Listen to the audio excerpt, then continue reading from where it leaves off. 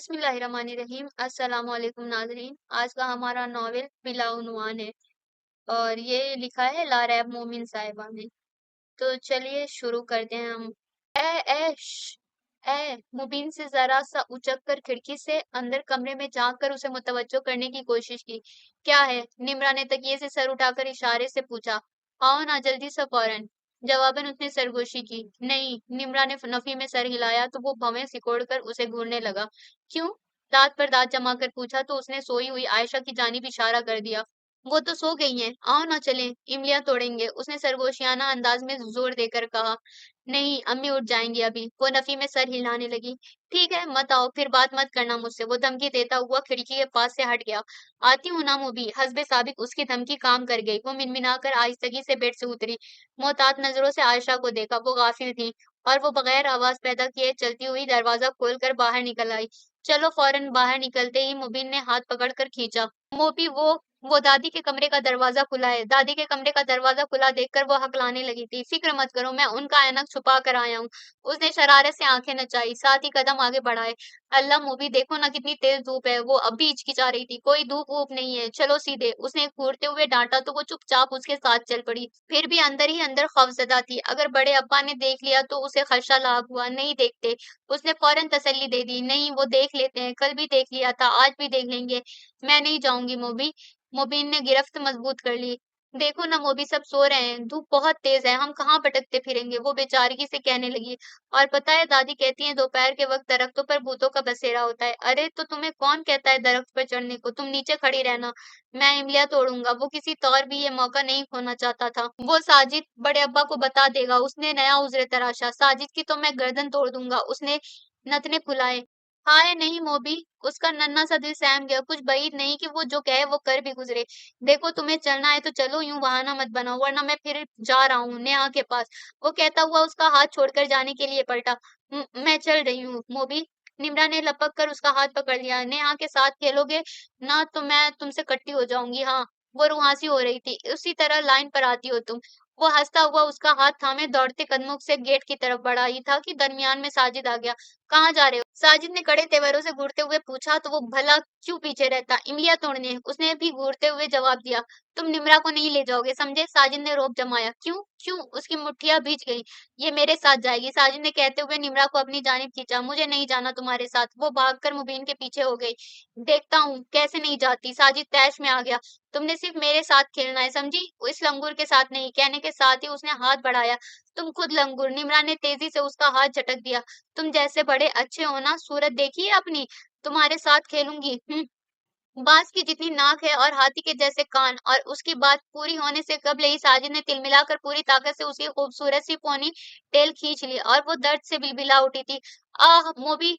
मोबी, तकलीफ की शिद्दत से उसकी आंखों में आंसू आ गए थे। सज्जू के बच्चे, तुझे छोड़ूंगा नहीं। तूने हाथ क्यों लगाया निम्मी को? तैश के मारे मुबीन ने उसे पीट कर रख दिया। उसका हाथ उठने की देर थी, साजिद ने चीख चीख कर आसमान सर पे उठा लिया। क्या हुआ? बेटे की चीखें सुनकर शाहिदा दौड़ कर बाहर निकल आई। देखिए देखिए अम्मी, इस मोबी टोबी ने मुझे मारा। साजिद चीखा। क्यों? क्यों रे, तेरी इतनी हिम्मत? मेरे बेटे पर हाथ उठाता है, मुफ्त खोर कहीं का। निकट्टू, हमारा ही खाता है और हमें ही आंख दिखाता है। ठहर, अभी बताती हूँ तुम्हें। शाहिदा ने हाथ घुमाया और उससे पहले कि मुबीन की सूरत बिगड़ती, आयशा ने झपट कर उनका हाथ पकड़ लिया। शोर सुनकर ही वो उस तरफ आई थी। ये क्या कर रही हैं भाभी आप? बच्चे हैं, खुद ही लड़ेंगे, खुद ही एक हो जाएंगे। वो रसान से समझाने लगी। तुमने देखा नहीं इस मर्दूद ने कितनी बेदर्दी से मारा है मेरे साजिद को? वो मुबीन को घूरे जा रही थी। पहल इसने की थी। वो पैर पटक कर चीखा। इसने निम्मी के बाल क्यों नोचे? ये हाथ लगा के दिखाया निम्मी को, मार मार कर कचूमर बना दूंगा इसका। बड़ा आया निम्मी का हमदर्द। आयशा का हाथ झटक कर शाहिदा उसकी तरफ लपकी। चटाक चटाक की कितनी आवाजें गूंजी, मगर मगर उनके थप्पड़ मोबी के गालों पर तो ना पड़े थे। उसकी जगह तो निम्रा खड़ी थी। भाभी, भाभी बस करें, आयशा तड़प ही तो गई हूँ। शाहिदा बुरा सा मुंह बनाकर साजिद को लेकर अंदर चली गई और आयशा ने निम्रा को खुद से लगा लिया। चोट तो नहीं आई बेटा? उसके सुर्ख सुर्ख रुखसार सहलाते हुए वो पूछने लगी। नहीं अम्मी, उसने रोते रोते ही नफी में सर हिला दिया। पता है क्या, मोबी के हिस्से की मार सहकर भी खुशी होती है। नन्हा सा जैन बड़ी बात कह गया था। आयशा महज उसे देख कर रह गई। करीब खड़ा मुबीन भी कम हैरान ना था। कितनी फुर्ती से वो उसे परे धकेल कर दरमियान में आई थी और उसके हिस्से के थप्पड़ अपने चेहरे पर बर्दाश्त कर गई थी। निम्मी, उसने बड़ी अकीदतमंदी से उसके हाथ थाम लिए। बहुत जोर जोर से मारा ना मामी ने? नहीं, वो रोती आंखों से मुस्कुरा दी। मेरी वजह से निम्मी को मार पड़ी ना मामी। आप मारे मुझे, मैं ही जबरदस्ती से बाहर लाया था। वो एहसास जुर्म के तहत सर झुकाए आयशा के सामने खड़ा हो गया। ना बेटा, वो उसका सर टपक कर मुस्कुरा दी। कैसे मारूं तुम्हें? मेरे ही तो बेटे हो, निम्रा से कम तो नहीं हो। मामी मामी, वो उनके हाथ थाम कर शिद्दतों से रो दिया। इतना चाहती हैं आप मुझे? मैं ही नालायक हूँ जो मेरी वजह से बार बार निम्मी को मार पड़ी है। ना ना रो नहीं बेटा, जाओ खेलो निम्मी के साथ। उन्होंने कहते हुए उसके आंसू अपने आंचल से साफ किए, साथ ही निम्रा का हाथ थामा तो वो हंसता हुआ गेट की तरफ दौड़ गया। 1 डेढ़ साल का ये था वो जब उसके वालिदैन एक ट्रेन हादसा में हलाक हो गए थे और मौजाती तौर पर वो महफूज रह गया था। ददियाल तो उसका था नहीं, चुनांचा नानी उसे अपने साथ ले आई, जिसे देखकर शाहिदा ने हस्बे आदत नाक भौं चढ़ाई, मगर आयशा ने बढ़कर उसे अपने दामन में समेट लिया। वो था ही इतना प्यारा और खूबसूरत कि ख्वामोखा उससे प्यार करने को दिल चाहे। और फिर इन दिनों आयशा भी बे औलाद थी। शादी के 6-7 साल गुजर जाने के बावजूद उनकी गोद सूनी ही थी। यूं उन्होंने अपनी सारी ममता मुबीन उर्फ मोबी पर निछावर कर दी। वो कोई गैर नहीं, उनकी इकलौती नंद की निशानी था जिसे उन्होंने अपनी औलाद की तरह सीने से लगा रखा था। और जब वो 4 साल का हुआ तो उनके सूने गुलशन में निमरा की सूरत में बाहर चली आई। बेटी को पाकर वो खुशी से निहाल हो गई, मगर मोबी की तरफ से भी गाफिल ना हुई। और जब वो स्कूल जाने के लायक हुआ तो अजीज मामू ने उसे स्कूल में दाखिल करा दिया। मगर मियाँ मुबीन उर्फ मोबी स्कूल जाने के बजाय बस्ता एक तरफ फेंक कर कंचाबाजी और पतंगबाजी में लग गए। मामू ने बाज परस की तो साफ कह दिया, मैं निम्मी के साथ स्कूल जाऊंगा। मामू ने लाख समझाया कि निम्मी तुमसे छोटी है, अभी तो इसे बोलना भी नहीं आता, तो स्कूल कैसे जाएगी? मगर उसकी वही जिद की, जब निम्मी स्कूल जाएगी तभी जाऊंगा। 100 की सीधी एक बात थी। मामू ने लाख सर पटका समझाया, डांटा, मगर वो टस से मस ना हुआ। मजबूरन उन्होंने चुप साध ली। और जब निम्रा स्कूल जाने के काबिल हुई तो मुबीन ने फरमा दिया कि मुझे नहीं पढ़ना वढ़ना, मैं ऐसे ही ठीक हूँ। उसने जो कह दिया सो कह दिया। अब कोई लाख सर पटके हाथ पांव जोड़े, वो अपनी बात से हटने वालों में से नहीं था। ऐसा ही सरकश और जिद्दी था वो। नानी कहकर हार गई, मगर उसकी ना हाँ में ना बदली। यूं सबने गोया उसे उसके हाल पर छोड़ दिया। अपनी माँ से कम थोड़ी होगा। अरे वो भी तो ऐसी ही सरकश थी, क्या मजाल कि अपने आगे किसी की सुन ले। शायदा ताना देने से चूकती नहीं थी।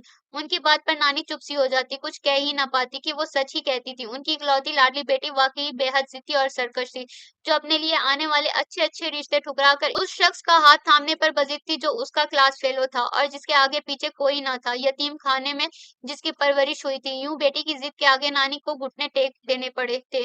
उन्होंने उसकी खुशी की खातिर उसे उसकी पसंद के लड़के से ब्याह दिया था।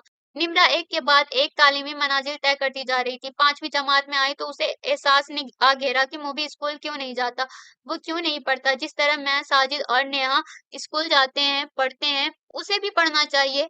इस बात का एहसास होना था कि वो मुबीन के सर पर सवार हो गई। मोबी, तुम स्कूल क्यों नहीं जाते? मेरा दिल नहीं चाहता। उसके पास से फौरन जवाब मिला, मैं अब्बू से कहकर तुम्हारा एडमिशन करवाऊंगी स्कूल में। इससे बेहतर है कि मैं सेंट्रल जेल चला जाऊं। वो भी धक उठा था। क्यों क्यों? वो चीखी। बस मेरा जी नहीं चाहता कि स्कूल जाऊं। वह बेपरवाही से बोला, देखना मोबी, तुम बड़े होकर जरूर पछताओगे। वो पते की बात कहती, आज नहीं तो कल तुम जरूर सोचोगे और पछताओगे कि काश मैंने भी तालीम हासिल की होती। तुम्हें मेरी इतनी फिक्र क्यों है आखिर? वो चिढ़ उठा। मैं चाहती हूँ तुम पढ़ लिख कर बहुत बड़े आदमी बनो। वो रसान से बोली, देख लेना साजिद, तुमसे आगे निकल जाएगा, तुम अनपढ़ ही रह जाओगे, चाकरी करनी पड़ेगी फिर साजिद की, देख लेना। वो मुस्तकबिल का नक्शा खींच रही थी। क्यों करूंगा चाकरी? ऐसा ही समझ रखा है मुझे। वो तनतना उठा, साजिद की तो ऐसी की तैसी करके रख दूंगा। वो हुक्म चलाकर तो देखे मुझ पर। बड़े आए। उसने जैसे चिढ़ाया, अनपढ़ रहोगे ना अंगूठा छाप, तो सभी हुक्म चलाएंगे तुम पर और तुम जी हुजूरी पर मजबूर होगे। मेरी बात मानो, वो भी पढ़ लो। अरे जाना यार, मैं अंगूठा छाप ही भला, मुझे वहशत होती है स्कूल का नाम सुनकर। वो बेचारा रोने लगा। अच्छा चलो तुम मत जाओ स्कूल। कुछ सोचकर वो कहने लगी, मेरे साथ घर पर ही पढ़ने बैठा करो, मैं पढ़ाऊंगी तुम्हें। क्या तुम यानी कि तुम? हा हा हा। वो हंसा तो देर तक हंसता ही रह गया। क्यों, क्या नहीं पढ़ा सकती मैं? उसे बुरा नहीं लगा, जब ही तो पूछने लगी, तुम तो अभी सिर्फ 5वीं जमात में ही हो, फिर भी तुमसे आगे हूँ, तुमने तो जीरो भी नहीं पढ़ा। वो होठ सिकोड़ कर कहने लगी, प्लीज मान जाओ ना मोबी मेरी बात। देखो मैं भी तो तुम्हारी हर बात मानती हूँ, ठीक है मैं पढ़ूंगा, मगर एक बात कान खोल कर सुन लो कि इम्तिहान कभी नहीं दूंगा। हाँ, रजामंदी के साथ साथ उसने वार्निंग भी दे डाली। ठीक है ठीक। वो इतने में ही खुश हो गई। यूं वो स्कूल से आकर उसे पढ़ाने बैठ जाती, खुद भी पढ़ती और उसे भी पढ़ाती। और बेटी की लगन देखकर आयशा ने ट्यूटर का इंतजाम कर दिया, मगर मियाँ मुबीन भी थक गए। मैंने सिर्फ निम्मी से पढ़ना है बस, वाज़ेह अल्फाज में उसने कह दिया, जैसी मर्जी तुम्हारी। आयशा महज तवील सांस लेकर रह गई। फिर भी उन्हें इत्मीनान था कि आहिस्ता आहिस्ता ही सही वो तालीम की तरफ राग़िब हो रहा था। निम्रा बिला नागा उसे पढ़ाती थी, दोनों में अंडरस्टैंडिंग भी काफ़ी थी, दोनों ही एक दूसरे पर रोब जमाते थे, किसी और की मुदाखलत दोनों को ही सख्त नागवार गुजरती थी।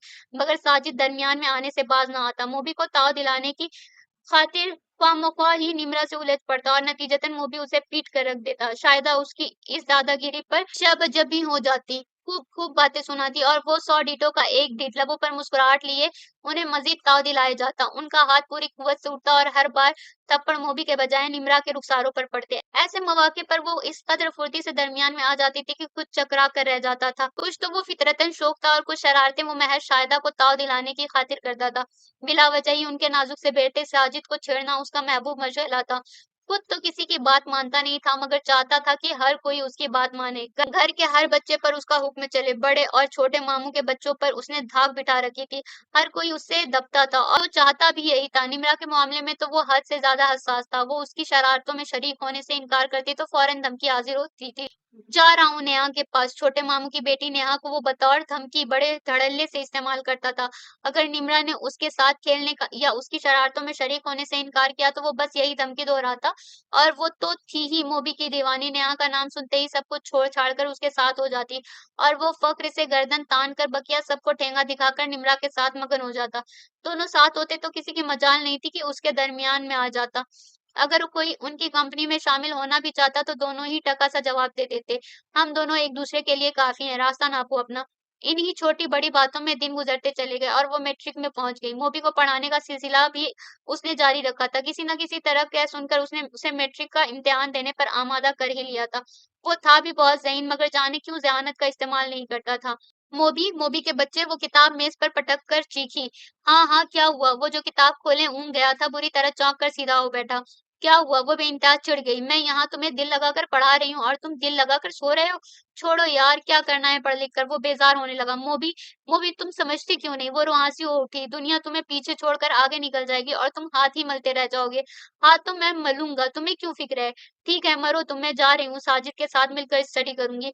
वो उसे घूरती हुई कुर्सी खिसकाकर खड़ी हो गई तो वो बिदक कर कुर्सी से उठा। क्या क्या बोली? फिर से तो कहना जरा। साजिद के साथ स्टडी करूंगी? उसने गोया उसे चिढ़ाया था। जाकर तो दिखाओ उसके पास, टांगे तोड़कर हाथ में दे दूंगा, समझी? वो मुट्ठियां भींच कर मुस्कुराया और वो हंसी तो हंसती ही चली गई। खामोश रहो। वो भिन्ना गया। ठीक है। वो हंसी रोक कर दोबारा बैठ गई और वो गुस्सा जब्त करने की कोशिश में सुर्ख चेहरा लिए उसे घूरे गया। इस तरह क्या घूर रहे हो? खाने का इरादा है? वो मुस्कुराई। काश कि आदमखोर होता। उसने झल्लाकर मेज पर मुक्का जड़ दिया तो बावजूद कोशिश के वो अपनी हंसी ना रोक सकी और वो मजीद तप उठा।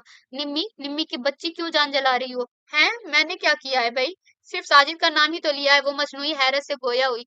यही तो बर्दाश्त नहीं कर सकता मैं। उसने कहकर लब भींच लिए तो वो कितनी ही देर खामोशी से उसे तकती ही रह गई। निचला लब दांतों तले दबाए, मुट्ठियां भींचे, मेज पर खुली पड़ी किताब पर नजरें जमाए बैठा। वो जाने किस जज्बे की शिद्दत को कम करने की सही में मसरूफ था। सॉरी मॉबी, उसने कहते हुए आहिस्तगी से उसकी बंद मुट्ठी पर हाथ रखा तो वो नजरें उठाकर उसे देखने लगा। बोला तो कुछ नहीं मगर अपना हाथ खींचकर किताब उठाकर चेहरे के आगे कर ली। सॉरी मॉबी, मुझे साजिद का जिक्र नहीं करना चाहिए था। वो पशेमानी से बोली। मुझे तुमसे कोई गिला नहीं है, जाओ तुम स्टडी करो अपनी, मेरे पीछे क्यों वक्त बर्बाद करती हो? मेरा क्या है, पढ़ूं या ना पढ़ूं? वो किताब से नजरें उठाए बगैर बोला तो वो महज उसे देख कर रह गई। उसने कीमिया की किताब बंद करके अलजेब्रा की किताब खोल ली थी और एक के बाद दूसरे सवालात हल करने लगा था। मैं हेल्प करूं तुम्हारी? वो ज्यादा देर चुप न रह सकी। नहीं, मैं तो खुद कर लूंगा, तुम अपना पढ़ो। वो बेरुखी से बोला तो वो चंद लम्हों तक उसे देखती रही, फिर खुद ही अलजबरा की किताब खोलकर बैठ गई। एक के बाद एक सवालात हल करते हुए बहुत सा वक्त बीत गया और जब उसने कलम रखकर सर उठाया तो चिढ़कर ही रह गई, क्योंकि वो एक बार फिर किताब खोले ऊँग नहीं बल्कि सो गया था। सुधर जाओ मोबी के बच्चे, उसने भिन्ना कर उसका बाजू झंझोड़ डाला। क्या है यार, सोने दो मुझे। उसने झल्ला कर किताब परे कर दी। क्यों अपना और मेरा वक्त बर्बाद करने पर तुले हो? वो रो देने को थी। छोड़ो यार, क्या करूंगा इम्तिहान देकर? उसका वही बेजारकुन लहजा था। भला 19 बरस की उम्र में भी कोई मैट्रिक का इम्तिहान देता है? मुझे तो इम्तिहान गाह में जाते हुए शर्म आएगी कि सारे स्टूडेंट्स मुझसे कम उम्र होंगे और मैं। बस बस चुप रहो। उसने बात काट दी। पढ़ने वाले उम्र के किसी भी दौर में पढ़ लेते हैं, बस लगन होनी चाहिए। तुम तो सिरे से पढ़ना नहीं चाहते। मुंह भी इतने ज़हीन हो तो फिर ज़हानत का इस्तेमाल क्यों नहीं करते? क्यों इतनी हठधर्मी दिखाते हो? वो संजीदगी से पूछने लगी। ज़हानत का इस्तेमाल करूंगा तो निकट्टू कैसे बन सकूंगा? उसकी बात निम्रा को चौंका गई थी। बड़ी मामी निकट्टू ही तो कहती हैं मुझे, तो फिर मैं भी उन्हें निकट्टू बनकर ही दिखाऊंगा। उफ। उसने हकीकतन सर थाम लिया। मोबी, तुम ऐसा सोचते हो? कितनी गलत बात है ये। माना कि वो तुम्हें निकट्टू कहती हैं, तो इसका मतलब ये तो नहीं कि तुम निकट्टू बनने पर ही तुल जाओ। इसके बरक्स भी तो हो सकता है। मोबी, मनफी अंदाज में क्यों सोचते हो तुम? बड़ी अम्मी की बातें तुम्हें याद रहती है, मगर मेरा ख्याल नहीं रखते। वो जो चाहती है वो तुम बनकर दिखाना चाहते हो उन्हें। कभी ये क्यों नहीं सोचा कि मैं क्या चाहती हूँ? अम्मी और अब्बू कैसा देखना चाहते हैं तुम्हें? बोलो ना, क्यों नहीं सोचते ऐसा? जा यार, क्यों ना से बनी हो? मुझे नींद आ रही है। वो जो बड़ी रसानियत से उसे समझा रही थी, अपनी बात के जवाब में ये जुमला सुना तो तब ही तो गई। घूर कर उसे देखा, जिसने कुर्सी से पूंछ टिकाकर आंखें मूंद ली थी। तो नींद आ रही है तुम्हें? वो दांत पर दांत जमा कर गुर्राई। हाँ, उसने आंखें खोले बगैर तवील जमाई ली। ये लो नींद के बच्चे। वो तिलमिलाकर उठी और पास रखा हुआ पानी से भरा जग उस पर उंडेल दिया। अरे अरे, ये क्या किया बदतमीज लड़की। वो बौखला कर खड़ा हो गया।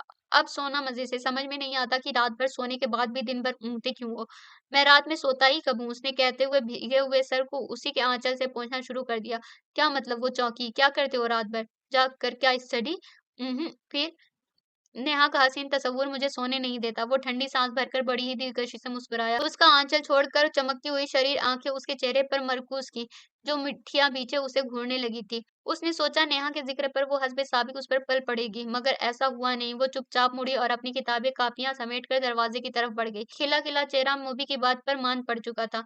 निम्मी वो राह में हायल हुआ तो उसने तेजी से रुख मोड़ लिया, मगर फिर भी वो उसकी आंखों से फिसलने वाले आंसू देख चुका था। तभी तो बेकरारी से उसके कंधों पर हाथ रख दिए। तुम रो क्यों रही हो? जख्म पर नमक पाशी करके पूछते हो हाल क्या है? वो हिचकियों से रो दी।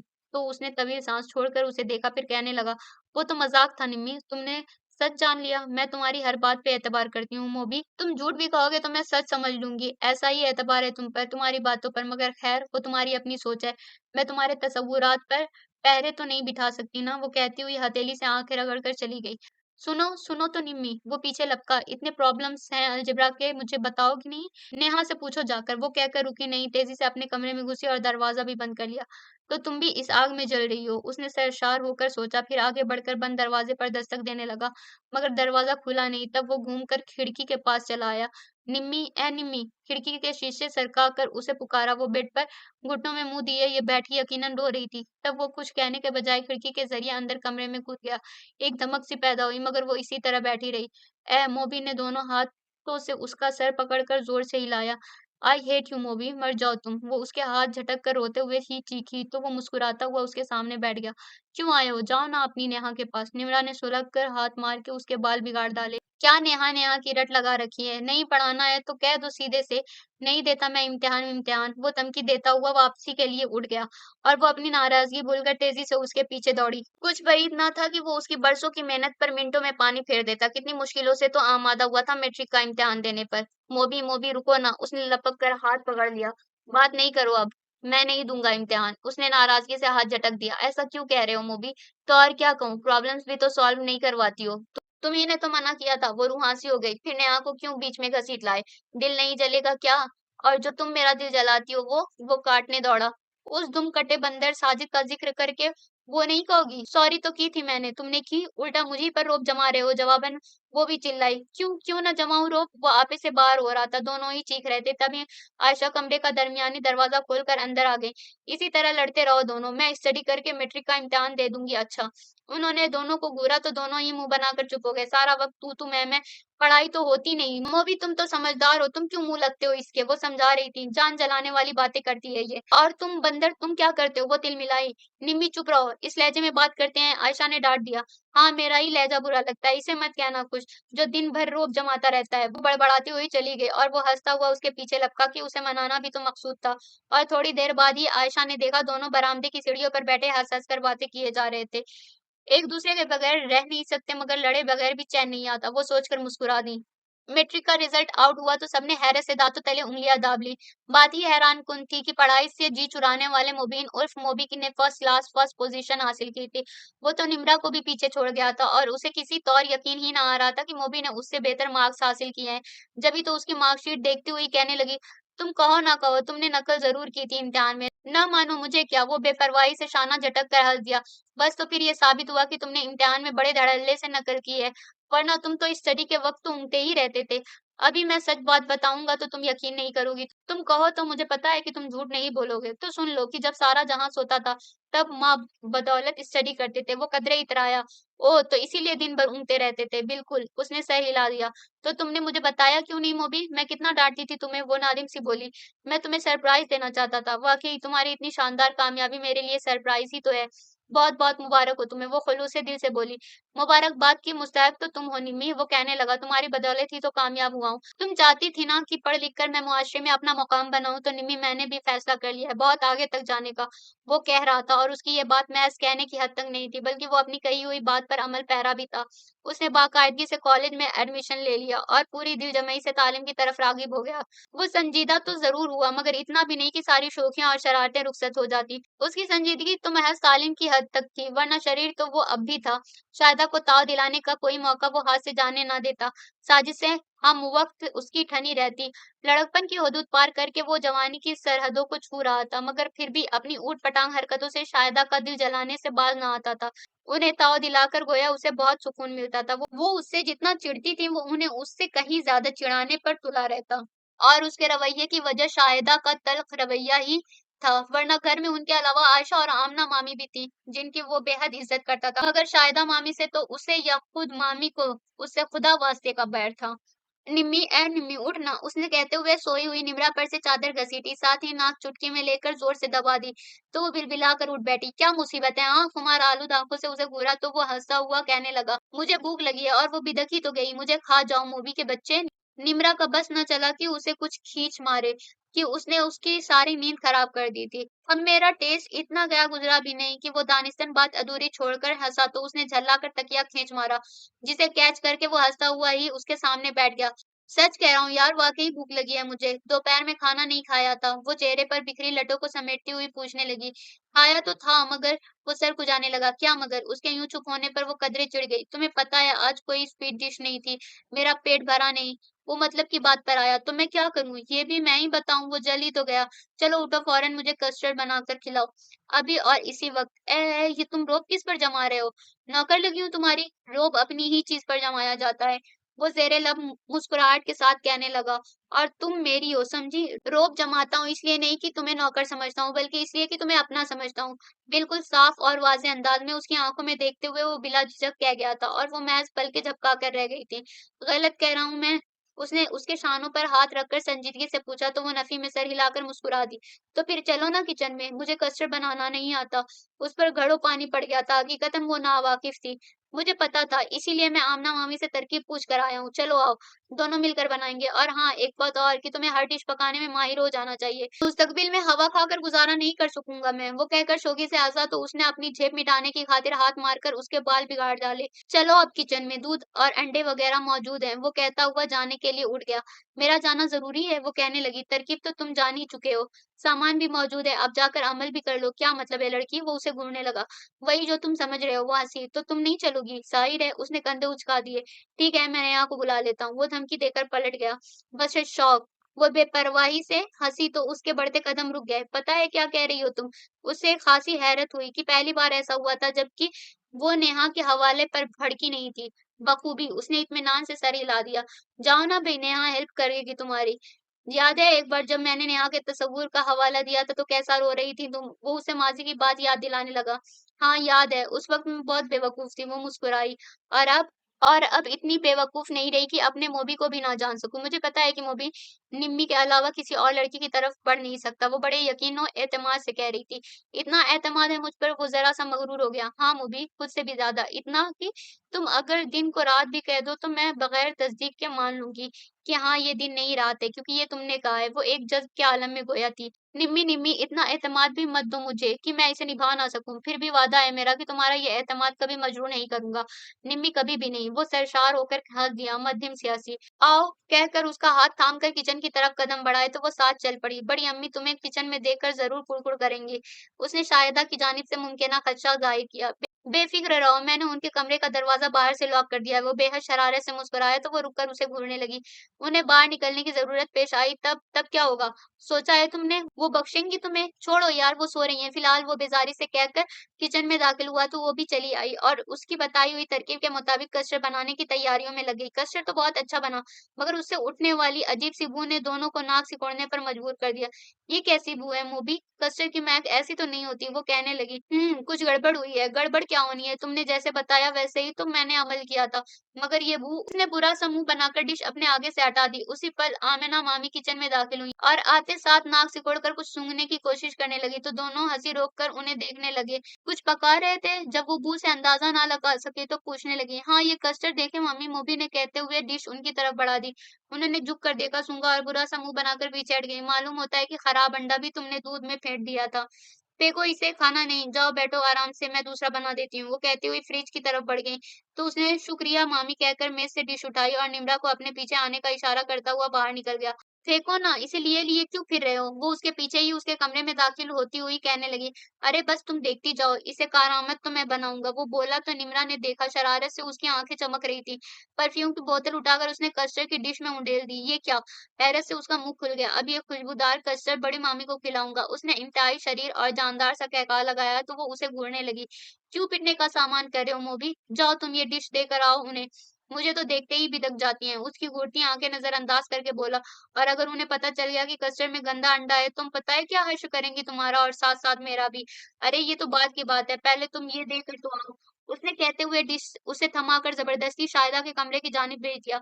कैसा रहा? वो वापस आई तो वो मुस्कुराकर पूछने लगा, वेरी गुड। वो हंसी तो हंसती चली गई, बहुत खुश हो रही थी। मेरे सामने ही खाना शुरू कर दिया और मैं उठकर भागी।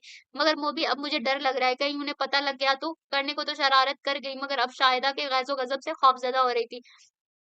डोंट वरी यार, वो तसल्ली देने लगा, इनका अताब तो मुझ पर नाज़िल होगा, तुम्हें कुछ ना कहेंगी। मगर मोबी, मुझे अच्छा नहीं लगता जब वो तुम्हें बुरा-भला कहती हैं। वो संजीदगी से कहने लगी, बचपन में भी बहुत गुस्सा आता था उन पर जब वो तुम पर हाथ उठाती थीं, और अब भी जी चाहता है कि मुँह नोच लूँ उनका, जो वो तुम्हें कुछ कहें तो। मगर बात नामुकम्मल छोड़कर उसने निचला लब दाँतों तले दबाकर सर झुका लिया, मगर पलकों से टूटने वाले आंसू उससे छुपा न सकी।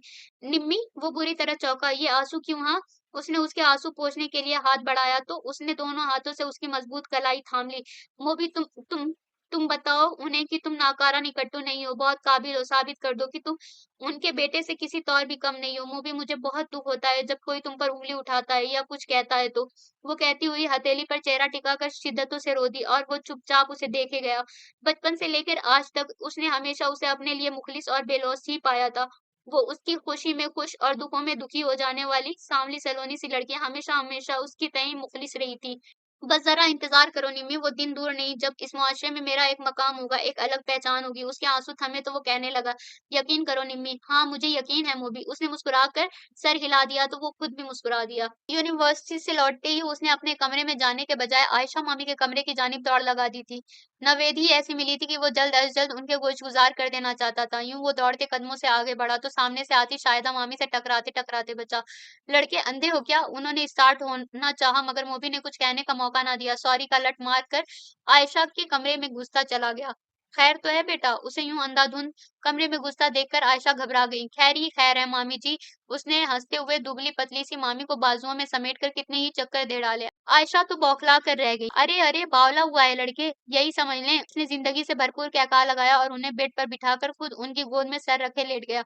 अब उगल तो वो बात जिसने तुम्हें दीवाना बनाया। वो उसके घनेरे बालों में उंगलियां फेरती हुई कहने लगी, पता है क्या, मुझे हायर स्टडीज के लिए स्कॉलरशिप ऑफर हुई है। कहने के साथ ही उसने मुट्ठियां बींचकर आंखें मीचकर अपनी बेअंदाज खुशी का इजहार किया तो उन्हें गोया उसकी बात पर यकीन नहीं आया। जब ही तो पूछने लगी, सच कह रहे हो? तो क्या आपसे झूठ बोलूंगा? वो उन्हें देखने लगा तो वो नफी में सर हिलाकर मुस्कुरा दी। पता है 2 साल यूं चुटकियों में गुजर जाएंगे और जब मैं वापस लौटूंगा। तो वो कहते कहते एकदम ही रुका तो उन्होंने इस्तफसार किया, आपकी एक अदद बेटी होती है ना? वो शरारत से निचला लब दांतों तले दबाकर पूछने लगा। हाँ तो फिर? उन्होंने सर हिला दिया। तो फिर क्या मामी, मैं आपका निकम्मा नालायक नाकारा दामाद बनना चाहता हूँ। उसका लहजा बेहद शरीर सा था। ऐ चुप कर बावले, इतनी खुराफात खुद से मंसूब किए जाता है। कौन कहता है कि मेरा मुंह भी कोई ऐसा वैसा है? उन्होंने खफगी से घूरते हुए डांटा तो एक तमानियत सी उसके अंदर उतरती चली गई। बेटा तुम ना भी कहते तब भी निमरा मैंने तुम्हें ही सौंपनी थी। जानती हूँ ना कि एक दूजे के बगैर नहीं रह सकते। तुम बेफिक्र होकर जाओ बेटा, निम्रा तुम्हारी ही है, उन्होंने कहते हुए झुककर उसकी पेशानी चूम ली। थैंक्स मामी, वो सरशार होकर मुस्कुरा दिया। ओहो, इतने लाड किस खुशी में भाई, निम्रा कहती हुई चली आई। वो हनूज मामी की गोद में सर रखे लेटा था। जल गई तुम? वो हंसा। जले मेरी जूती, उसने चिढ़कर उसे घूरा तो वो हंसता हुआ उठ बैठा। और जब उसने अपनी स्कॉलरशिप की बात बताई तो वो खुशी से उछली तो पड़ी। और उसकी इतनी खुशी देखकर वो जाने क्यों चुप सा हो गया। आयशा किसी काम से जा चुकी थी, जबकि वो उससे तफसील पूछे जा रही थी। तुम्हें कोई अफसोस नहीं हुआ? वो बिना कर पूछने लगा। कैसा अफसोस? वो हैरत से उसे देखने लगी। मेरे जाने का। पता है पूरे 2 साल दरकार हैं। तो क्या हुआ, 2 साल यूं गुजर जाएंगे? उसने बहुत इत्मीनान से पलकें झपकाई। इतनी मुतमईन किस खुशी में हो? पता है तुम्हें इंग्लैंड का मॉल, अगर मैं बहक गया तो? उसने डराना चाहा। फिर भी तुम लौट कर यहीं आओगे मोबी, कि तुम्हारा मरकज यहाँ है? वो एक जज्ब के आलम में बोली तो वो उसे देखता ही रह गया, कुछ कह ही ना सका। इतना एतमाद भी मत रखो निम्मी, कि जिस पर मैं पूरा उतर ना सकूं। बहुत देर बाद वो आहिस्तगी से बोला तो वो चौंक कर उसे देखने लगी। तब वो उसके शानों पर हाथ रखकर कहने लगा, सुनो, इतनी गुंजाइश जरूर रखो कि बिलफर्ज मुहाल तुम्हारे एतमाद का बुत चकनाचूर कर दूं, तो तुम मुझे मुआफ कर सको। ऐसा क्यों कह रहे हो मोबी? जाने वो क्या समझी कि रोने लगी। हाँ निम्मी, वो उसके आंसू चुनते हुए कहने लगा, ये जरूरी तो नहीं कि मैं तुम्हारे एतमाद की कसौटी पर खरा उतरूं। इंसान ही हूँ, कदम बहक भी सकते हैं। और निम्मी, मुझे इंसानों जैसा ही एतमाद दो, फरिश्तों जैसा नहीं, कि गलती का गुमान ना हो। तुम कुछ भी कहो मोबी, मगर तुमने टूट कर मेरे पास ही आना है। तुम कभी भी आओ, मुझे मुंतजिर ही पाओगे। और ये भी जान लो कि टूटे एतमाद की किरचियां समेट कर भी मैं तुम्हारा हाथ थाम सकती हूँ। वो बेहद ठहरे ठहरे मगर पुरअज़्म लहजे में कह रही थी। तब मोबी ने कुछ कहने के बजाय उसके हाथ थाम कर अपनी आंखों से लगा लिए। कोर्स उसका 2 साल का था, और जब ये 2 साल उसके खतूत वसूल करते और उसे खतूत लिखते हुए गुजर गए, तब उसने लिखा कि मेरा फिलहाल वापस आने का कोई इरादा नहीं है, क्योंकि मुझे यहाँ बहुत अच्छी जॉब मिल गई है और मैं मजीद चंद साल और यहाँ गुजारना चाहता हूँ। तुम चाहे जब आओ मोबी, मुझे मुंतजिर ही पाओगे। उसने जवाबन लिखा और नए सिरे से उसके इंतजार के दिए रोशन करने लगी। और जब वो 2 के बजाय पूरे 6 बरस बाद लौटा तो वो उसका सामना करते हुए झिझक सी गई। जाने कहाँ से इतनी शर्म चली आई कि उसकी आमद का सुनकर वो अपने कमरे में जा घुसी।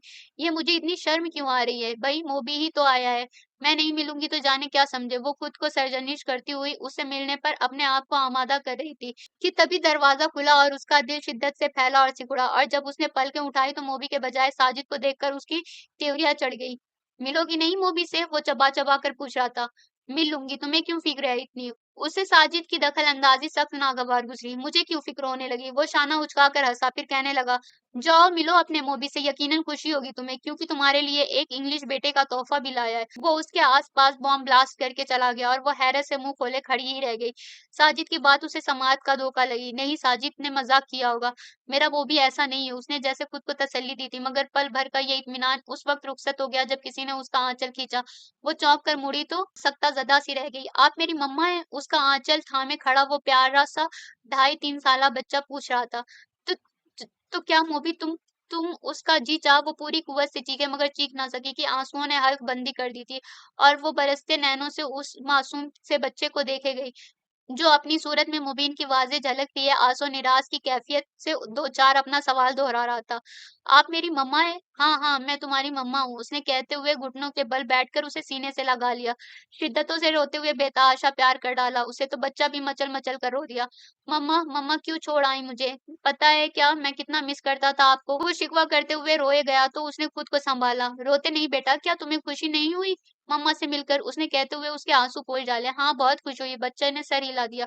तो बेटा, इसी खुशी में अपना नाम बताओ। वो जरा की जरा मुस्कुराई थी। मैं रुम्मान हूँ, और मैं रुम्मान की मम्मा। उसने हंसते हुए रुम्मान को गुदगुदी की तो वो खिलखिला उठा। फिर रुम्मान से बातें करते हुए कितना ही वक्त बीत गया, मगर कान जिस आर्ट पर लगे थे वो सुनाई न दी। मुझे पता है मोबी, तुम क्यों नहीं आ पा रहे हो मेरे सामने। उसने मुस्कुराकर सोचा, फिर खुद ही उससे मिलने का इरादा करके उठ ही रही कि वो चला आया। पहले की बनिस्बत और भी ग्रेसफुल और हैंडसम नजर आया। सुना है कमरे में घुसकर शर्माने भी लगी हो। वो शायद बहुत ढीठ था, जब ही तो मुस्कुराता हुआ ऐन उसके रूबरू बैठ गया। जी नहीं, आपसे क्यों शर्माऊं? वो सपाट से लहजे में गोया हुई। शर्माऊंगी तो उससे जो मेरा होगा, और आप मेरे हैं कौन जो मैं ख्वामख्वाह शर्माती फिरूं?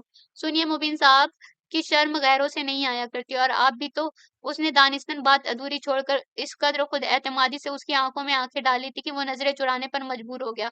कितने ही पल खामोशी से सरक गया, और जब वो बोला तो, निम्मी तुम? मगर निम्रा ने तेजी से उसकी बात काट दी। मुबीन साहब, निम्रा हूं मैं, समझे आप?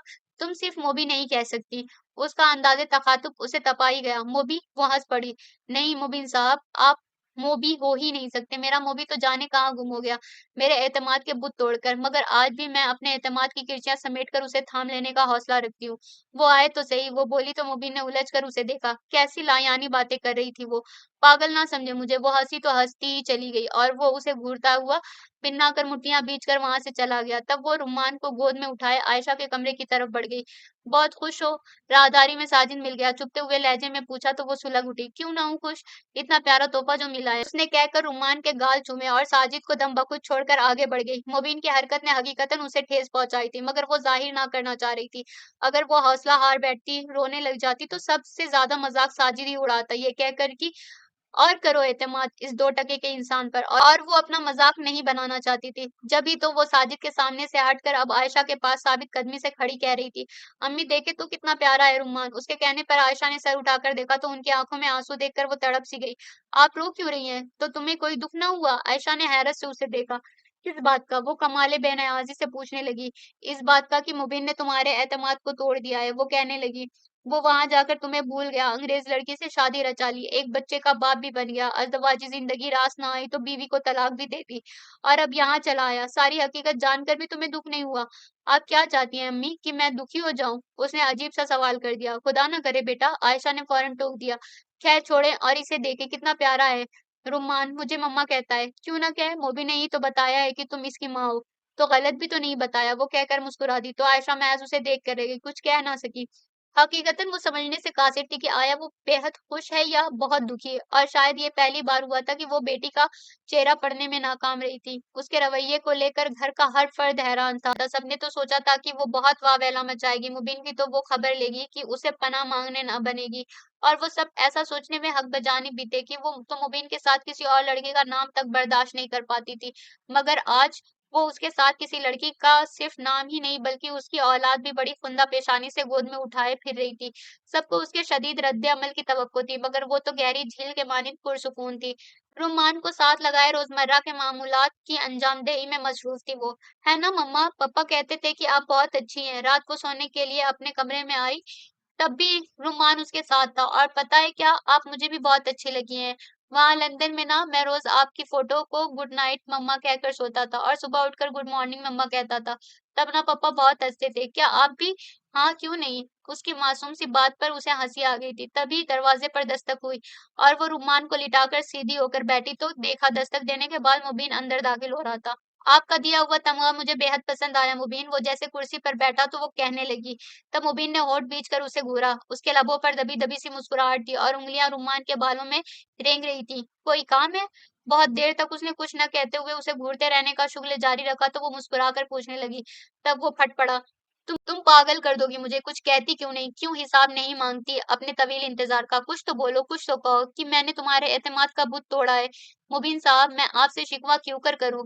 कि शिकवा तो मुझे अपने मोबी से है, आपसे नहीं। वो बहुत इत्मीनान से गोया हुई। क्यों जलाने पर तुली हो निम्मी? मैं ही तुम्हारा मोबी हूँ। उसका बस न चला कि उसे बुरी तरह झिंझोड़ कर रख दे। नहीं नहीं, तुम सिर्फ मुबीन हो, तुम मोबी हो ही नहीं सकते। अगर तुम मेरे मोबी होते तो मुझसे कभी भी अपनी शादी की बात पोशीदा न रखते। पता है तुम्हें, मेरा मोबी मुझसे कोई बात नहीं छुपाता था, मगर पता नहीं कैसे वो ये बात छुपा गया जिसका मुझे दुख है। और मुबीन साहब, मैं आपकी बेवफाई पर दुखी क्यों होने लगी? मेरा और आपका नाता ही क्या है? मेरे जज्बात मोबी के नाम थे, मुबीन के नाम नहीं। वो कहते कहते बिल आखिर रो ही पड़ी थी और वो नादिम सा खड़ा था। निम्मी, इंसान ही हूँ, गलतियों से मुबर्रा तो नहीं रह सकता। मेरी इस एक भूल को तुम माफ नहीं कर सकती? वो हमेशा धवस और रोब जमाने वाला बंदा बहुत आजिजी से कह रहा था। मैंने कहा ना कि मुझे आपसे शिकवा नहीं है। शिकवा तो अपने मोबी से है। वो सामने आ जाए फिर मैं देख लूंगी उसे। आप क्यों हलकान हुए जा रहे हैं? वो आंसू पोंछ कर कतरे चिढ़ कर बोली। मैं ही तुम्हारा मोबी हूँ, समझी? वो बेइंतहा जल्ला उठा। मगर अभी तक सबूत तो नहीं दिया है आपने मोबी होने का। वो कहकर गुमसुम से लेटे अरमान की तरफ मुतवज्जो हो गई। वो चंद लम्हों तक खड़ा उसे घूरता रहा, फिर पैर पटकता हुआ चला गया। वो उसका अजीब रवैया समझने से कासिर था।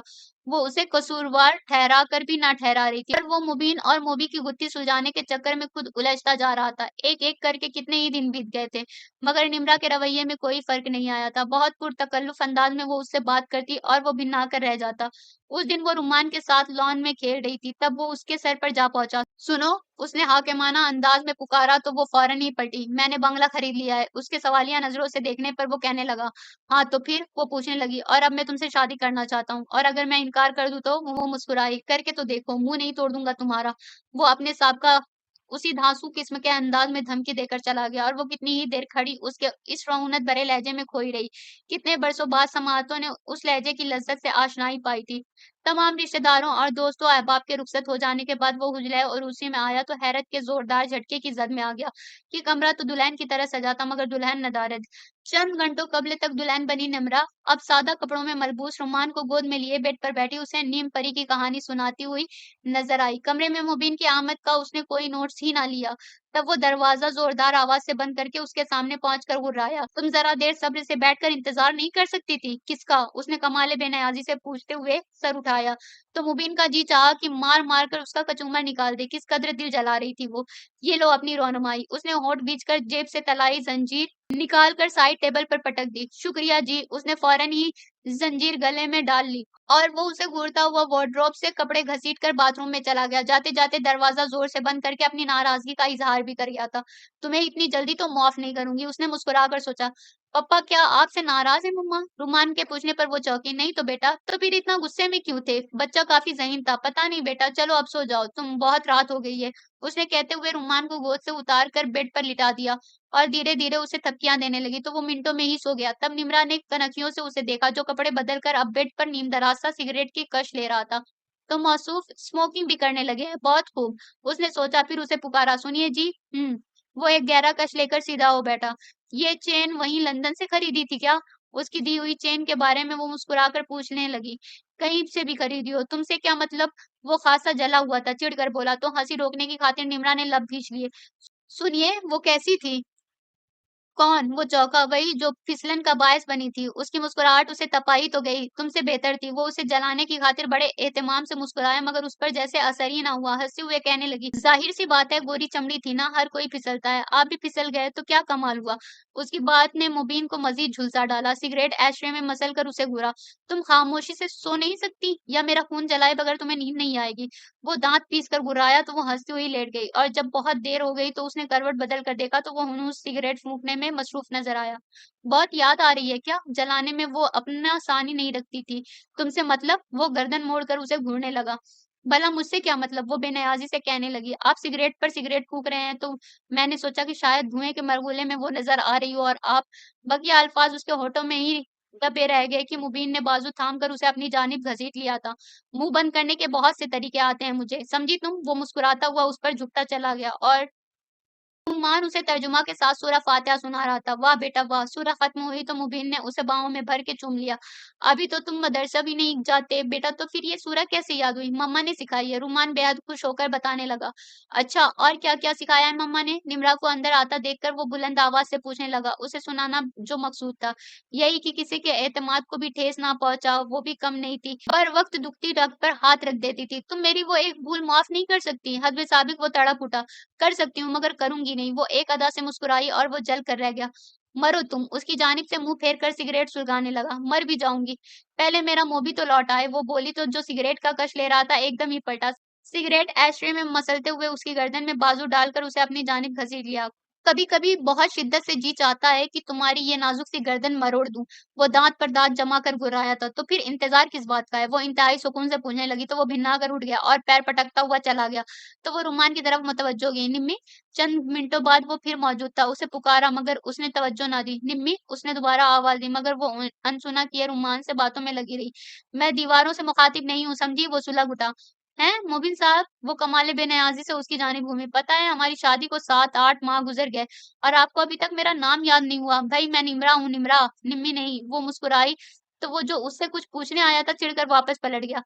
अरे अरे सुनिए, तो वो तेजी से लपकी। आप कुछ कहने आए थे ना? जो भी कहना था अपनी निम्मी से कहना था। वो मुड़कर उसे घूरने लगा। अच्छा, जब मेरी जरूरत पड़े तो आवाज दे लेना। वो हंसी रोक कर जाने के लिए पलटी मगर उसने पुकार लिया। मेरा ब्लैक ट्राउजर कहाँ रख दिया है? मिल ही नहीं रहा। उसके देखने पर वो रुखाई से पूछने लगा तो वो अभी लाई कहती हुई बेडरूम में चली गई तो वो भी पीछे चल दिया। उसने वार्डरोब खोला तो भिन्ना कर रह गई। सामने ही ब्लैक ट्राउजर हैंगर पर नजर आ रहा था। ये क्या है? वो मुड़कर खफगी से उसे घूरने लगी।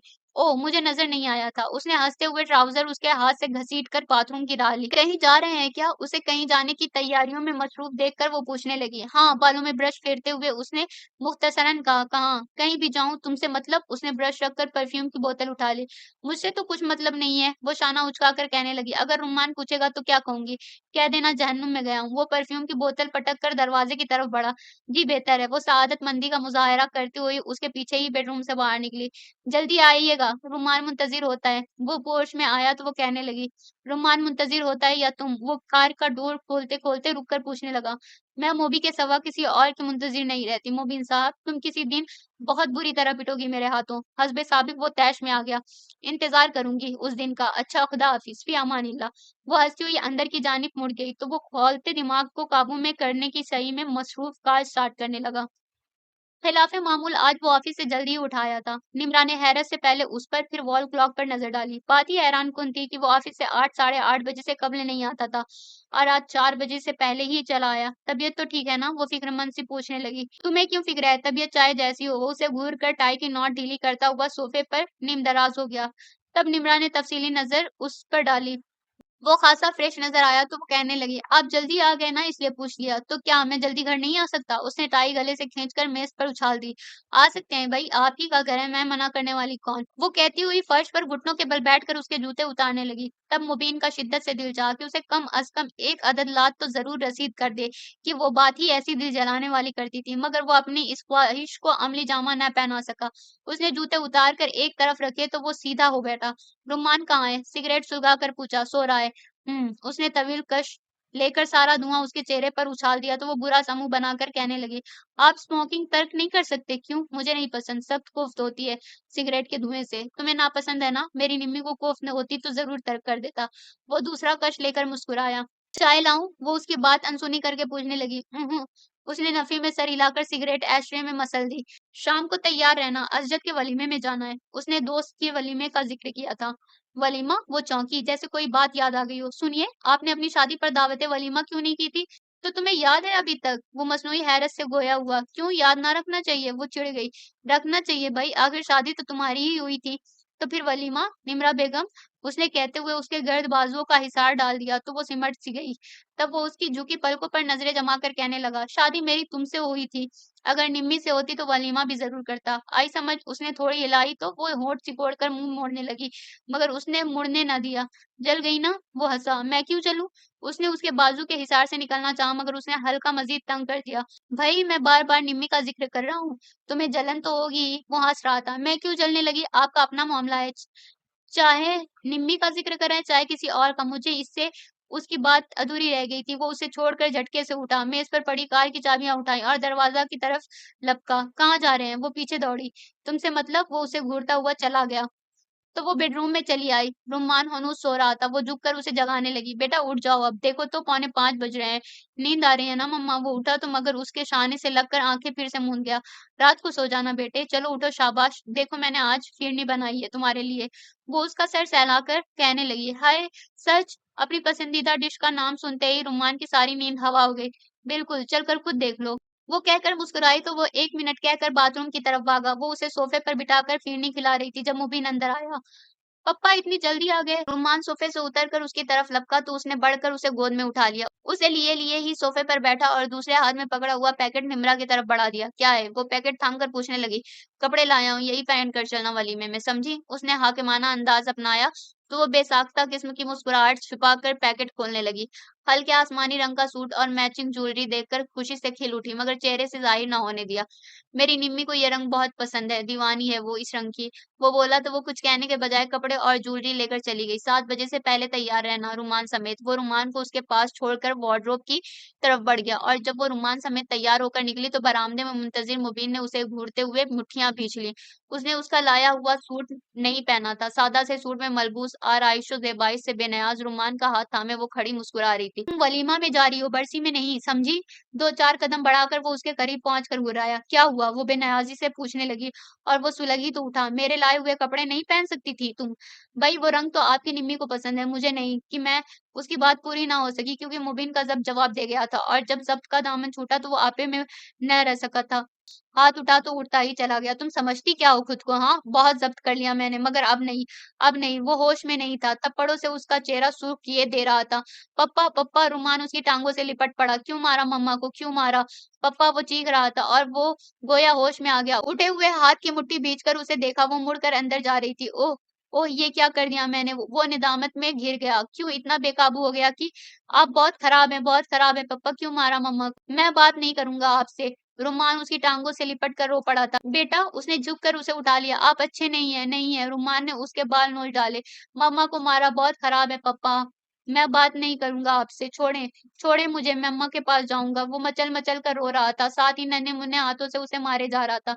बेटा, बेटा! वो उसे बाजुओं में भर के बेडरूम की तरफ बढ़ा, मगर दरवाज़ा अंदर से लॉक था। वो रुमान को लिए-लिए ही खिड़की की तरफ आया। वो बेड पर घुटनों में मुँह दिए बैठी नज़र आई। निम्मी, ए निम्मी! वो पुकारने लगा, मगर वो मुतवज्जो ना हुई। निम्मी प्लीज़ दरवाज़ा खोलो, वो पुकारे गया, मगर वो इसी तरह बैठी रही। बेटा अंदर जाके लॉक खोलो, हम मनाएँगे तुम्हारी मम्मा को। उसने कहते हुए रुमान को खिड़की के ज़रिए अंदर उतार दिया। वो भागकर दरवाज़े की तरफ बढ़ा, मगर कद छोटा होने की वजह से हैंडल तक भी हाथ ना पहुँचा। और की होल तो हैंडल से भी ऊपर था, जिसमें चाबी लगी हुई थी, मगर था बड़ा ज़हीन बच्चा। जैसे-तैसे कुर्सी घसीटकर दरवाज़े तक लाया और उस पर चढ़कर की होल में लगी चाबी घुमा दी। दूसरे ही पल मुबीन अंदर था। शाबाश बेटे! मुबीन ने उसे उठाना चाहा, मगर वो भागकर बेड पर चढ़ गया। मम्मा, मम्मा! उसे पुकारते हुए उसका बाजू हिलाने लगा, मगर वो उसी तरह बैठी रही, सर न उठाया। निम्मी! वो पुकार के उसके सामने टिक गया। Sorry, very sorry.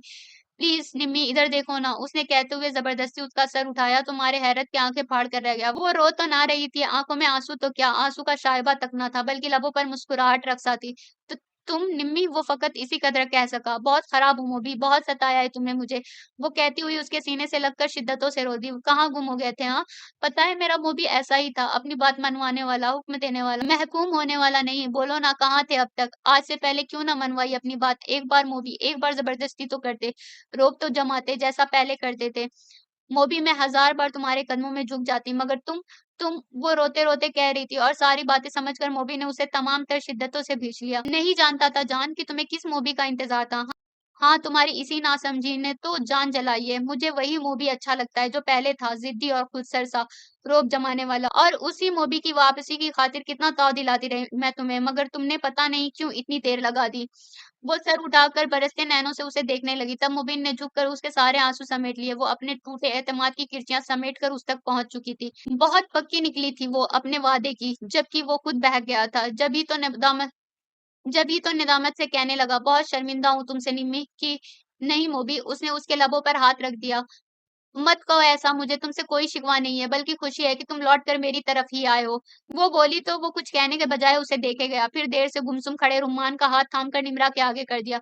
इसे देख रही हो? मम्मा को 4 थप्पड़ क्या पड़े, बेटे ने पप्पा को पीट डाला। उसने मुस्कुराते हुए अपने चेहरे पर पड़ी हल्की-हल्की खराशें दिखाई, जो रुम्मान के नाखूनों ने डाली थी।